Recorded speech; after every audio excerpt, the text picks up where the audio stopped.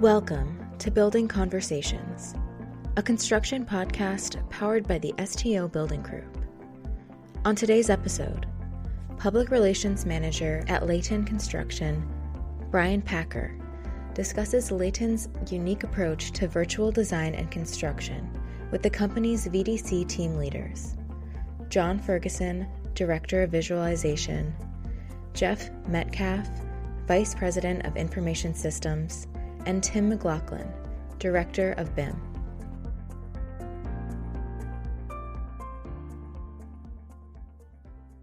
Welcome to Building Conversations, the STO Building Group podcast. I'm Bryan Packer, Public Relations Manager at Layton Construction, and today I'm joined by a few members of Layton's virtual design and construction team. Jon Ferguson, our Director of Visualization, Jeff Metcalf, Vice President of Information Systems, and Tim McLachlan, our Director of BIM.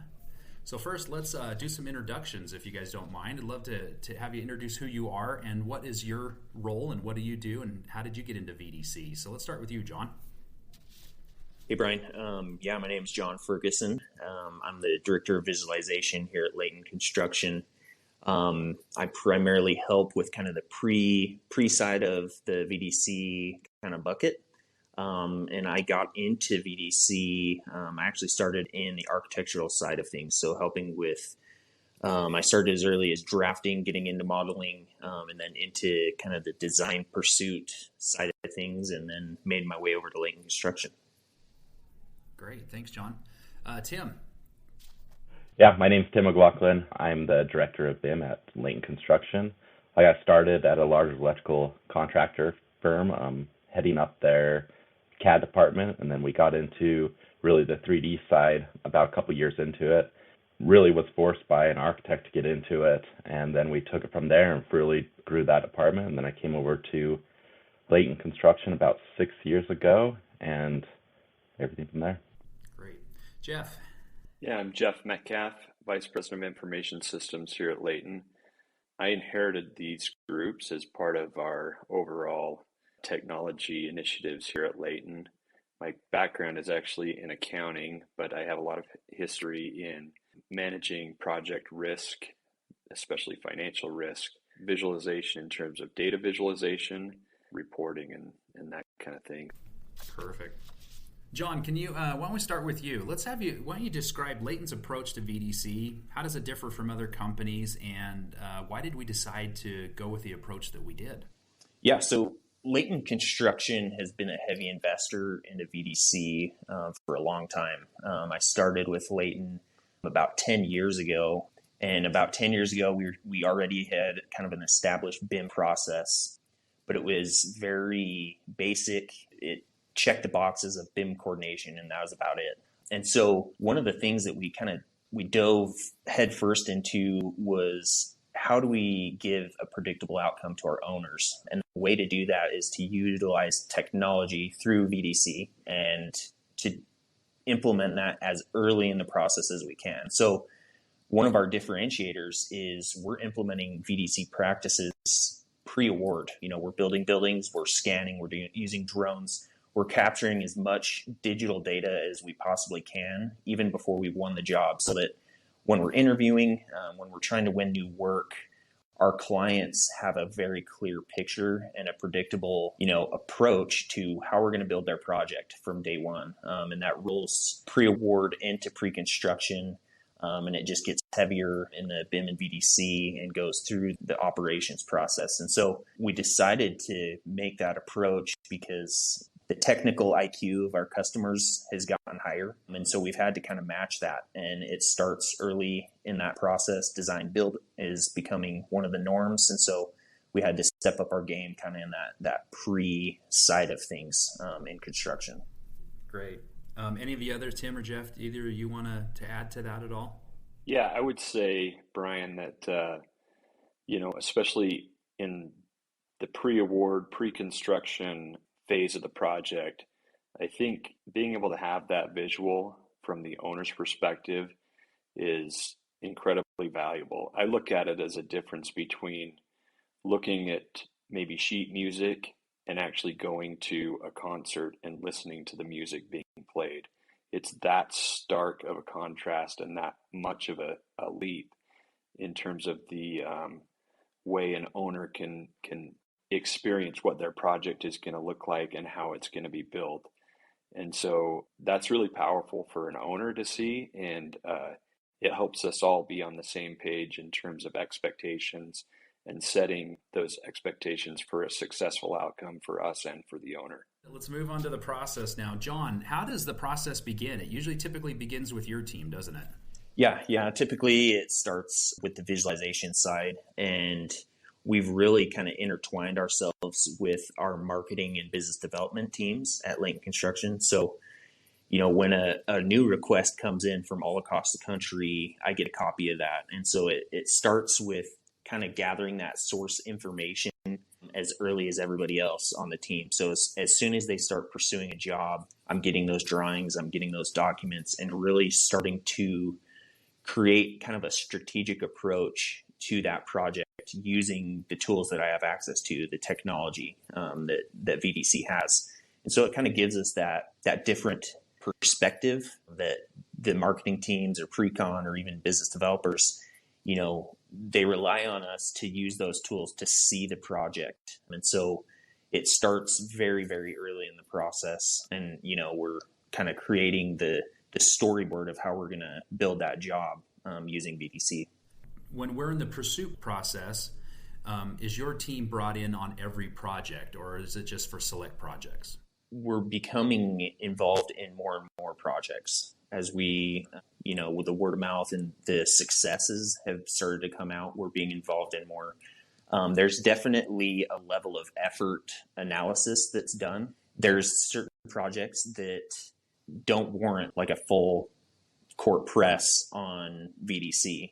There's things that we can do coming up with some of the strategy, some of the approach to logistics and schedule. We can still have a little bit of impact, but we're not involved in every single project just because, the level of project differs. There's some that have really, really fast schedules that turn around. There's repeat clients that we already have that established relationship with. And so, it varies, but we're available for all projects, but, it's kind of up to them if they want to use that resource or not. Okay, great. When the pursuit portion is done, is your team still involved? Yeah, we are. We have a couple of projects right now that we've actually been working through pre-construction. So we gather all this information pre-award, and then we're kind of sitting on it. So we have these long-term projects, primarily in the healthcare sector, that have very long pre-construction schedules. We're talking, 2-3+ years. And so there's a lot of stakeholder meetings. There's a lot of user group meetings that our team has to present our approach and our phasing to. And so we're constantly updating those as the new design packages come out, and updating that. There's our subcontractor gives us some new information. We're creating new presentation to our owners, those user groups, to keep them informed and kind of keep that information flowing until that first shovel hits the ground. And so, we're pretty heavily involved in pre-construction, but once that hits, there's kind of that fine handoff to Tim's group with the BIM coordination and the operations approach. So Tim, at what point does your team jump into the process and start doing the BIM side? Yeah, I would say every project's a little bit different. Sometimes we're on the project way early, maybe even pre-award of a project. We'll be doing a design review and seeing what we're going to be up against, see where the pitfalls could be, where the issues, just so we can get in front of it, get in front of the owner, design team on that. And then, a standard project, if we're getting it, after CDs come out, right after Jon's done with this thing and we get awarded, that's when we're jumping in there and starting to, fly through it, seeing what we have and getting all those trade partners on board. Do you guys rely on any of the information, any of the data, the stuff that Jon's team puts together to help you? Oh, yeah, for sure. So we'll definitely take his models. They're going to go through some different iterations of what the project could be, and we want to take those into account. Tim, what is BIM? Tell us what BIM is. Yeah, so BIM, it means multiple things, I think, for different companies, but for Layton Construction, BIM for us is the BIM coordination.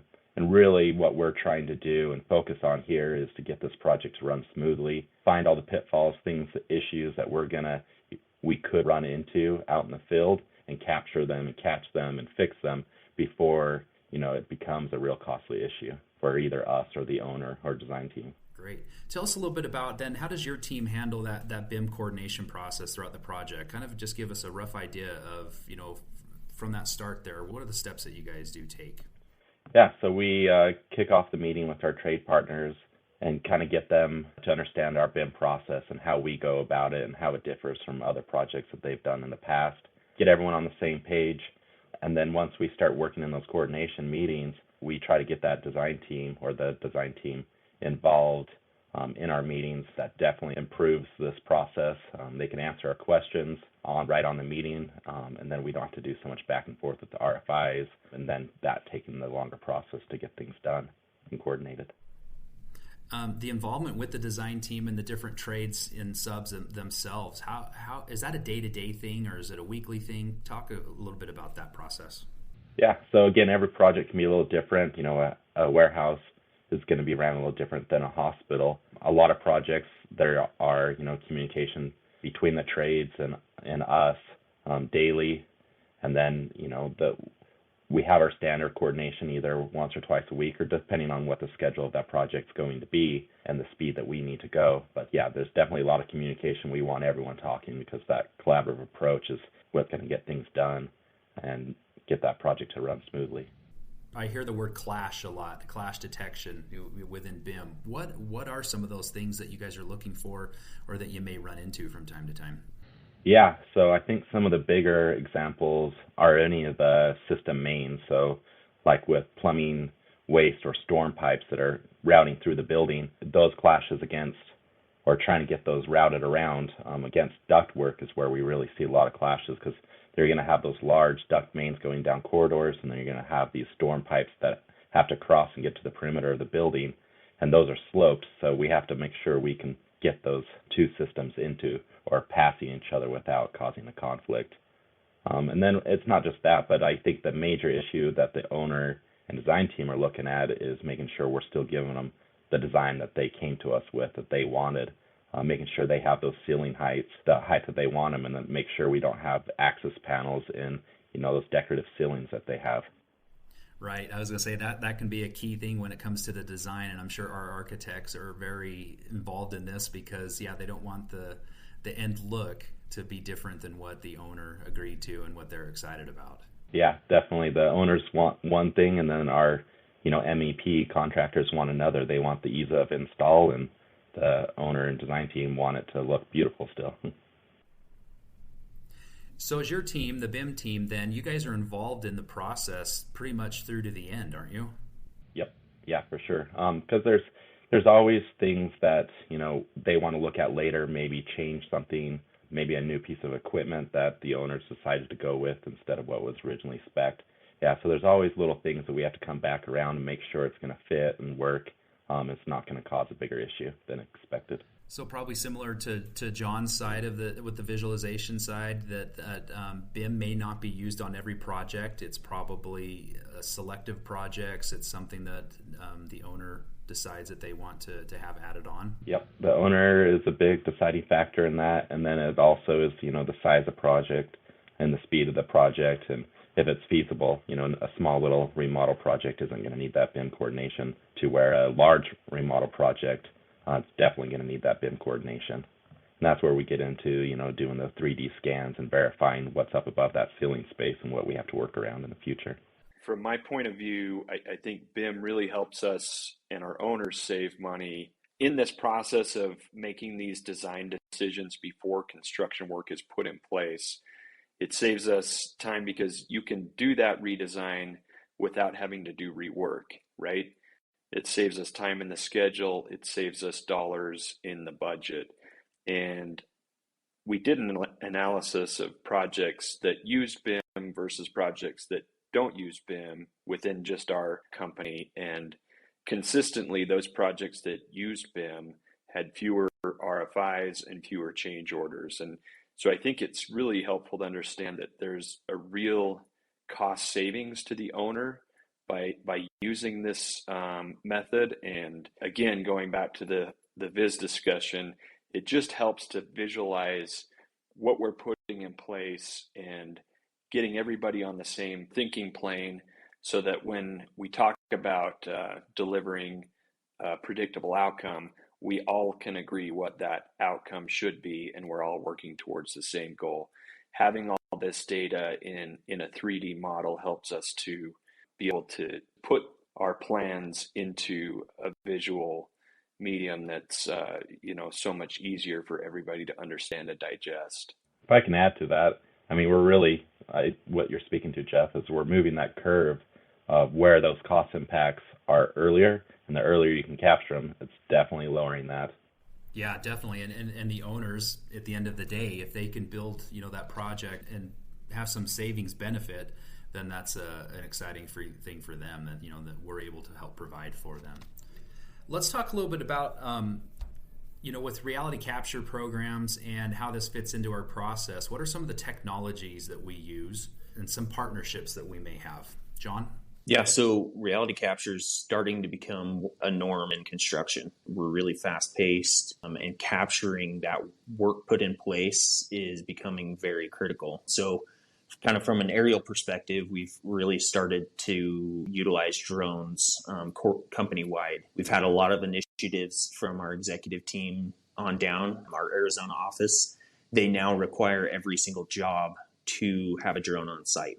And so we're really starting to see that impact to keep people accountable, keep people on schedule, track progress when you're on a large scale site. These things are very, very valuable. The time savings, you almost can't even compare how fast it is to fly a drone in a couple of minutes to somebody going out and actually visually inspecting, walking on foot on some of these jobs. And then also just the transparency it provides to our owner.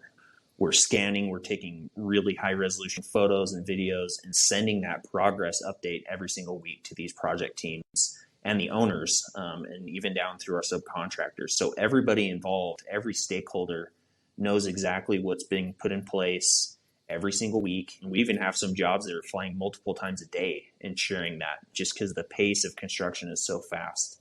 And so, we have that side of reality capture, and then we're starting to really get deep inside the buildings now. We have technologies like Struction Site, where a PE can take and walk with your 360 camera and document as if you were walking through the building yourself, and be able to inspect and look up and down and side to side and see that work put in place, and then be able to go back historically and see the progress and where things were put and installed. And so it's really providing a transparency to our owners and keeping us accountable for what we're building, as well as with Tim's group, we're utilizing the laser scanning.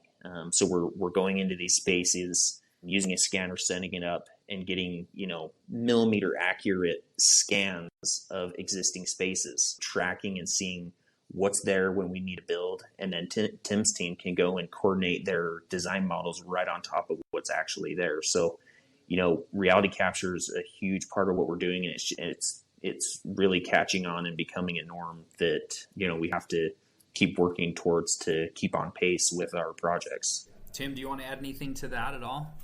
Yeah, I guess I'm mostly heavily into the point cloud 3D scanning of it, and that has become a very big thing for us. I remember the days of when we didn't do scans and train, and you'd have, contractors out there taking measuring tapes and trying to get that, pipe back into the model, and it's never correct.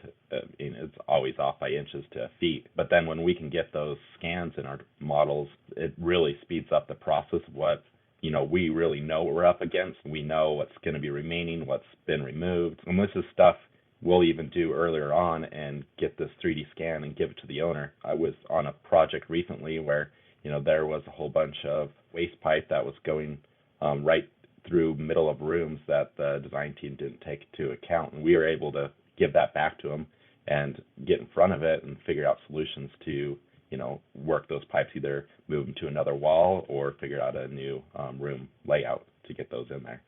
How's the point cloud work? What do you do to establish all of that? Yeah, so with the point cloud, you can either use just the point cloud. We bring it into a program called Recap, and then we can bring that into our Navisworks coordination or into those Revit files.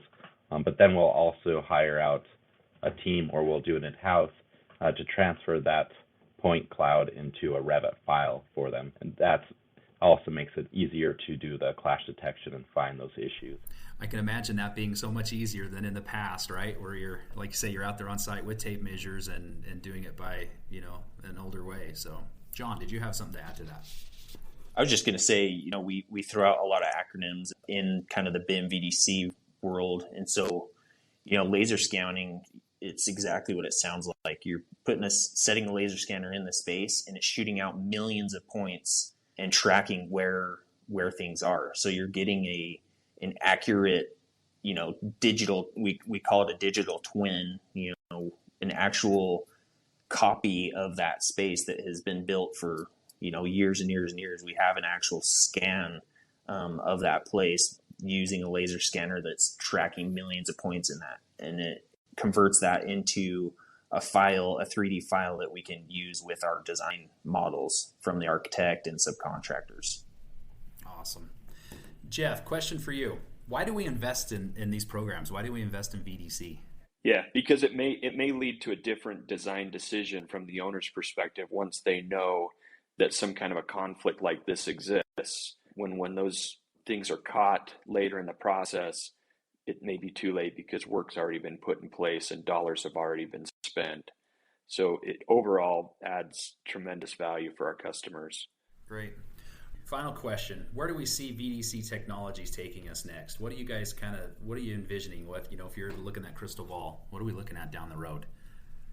I mean, I think a step that it's starting to go towards is automation. A lot of these processes that become kind of tedious in the technology world, the processing, the developing of models, I feel it going kind of to the automation side, whether it's using scanners, drones. They have the robot dog that walks down the halls and creates this data. So, it's really moving towards automation to where we have the data faster at our fingertips with less kind of work up front to gather that data. So where it's that time savings and the automation is going to make VDC a more cost-effective solution for owners, because we're going to be able to gather the data super quick. It's going to all be automated. We'll run through the clash detection and do all those other processes.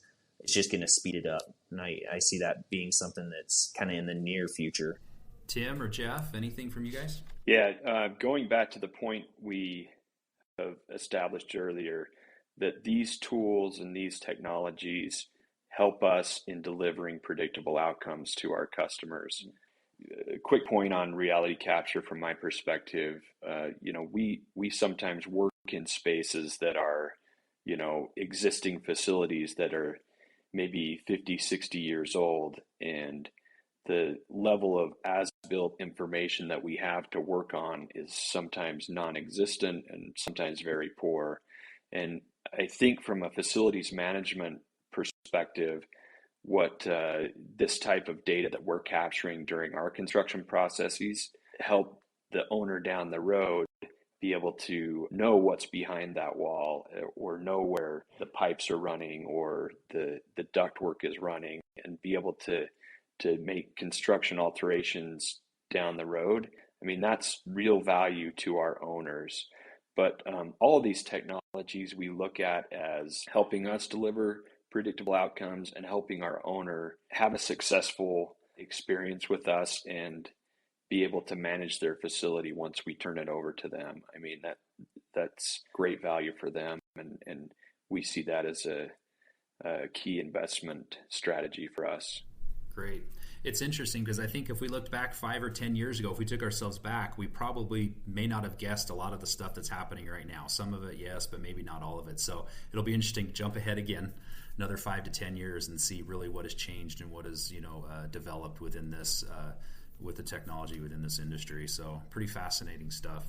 Yeah, and I think overall the future of all this, we didn't touch on prefabrication, but prefabrication is dependent on having all this information designed in a 3D environment. And to the extent that we're kind of industrializing some of the construction processes that usually take place on site, this is going to lead to, more capabilities of industrializing, that manufacturing process of some of the prefabricated elements that we're putting into our projects.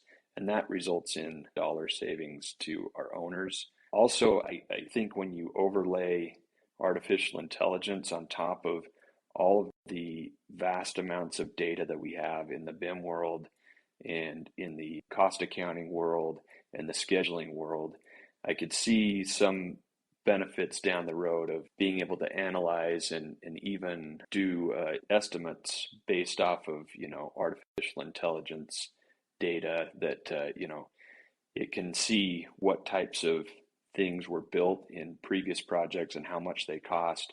And then it can infer what that would cost on a new design, on a new project that we have a model for. So those are a couple of things that I think we could see in the not too distant future. I'm going to add to that. I think that it's going to be a verification to make sure that, when they're actually going to install, that it is installed in the correct spot and isn't going to cause an issue down the road. I think that's where this automation is really going to kick in, at least for my side of things. We'd like to thank our VDC team, Jon Ferguson, Jeff Metcalf, and Tim McLachlan, for joining us in today's episode of Building Conversations, the STO Building Group podcast. I'm Bryan Packer with Layton Construction, and we hope that you have a great day.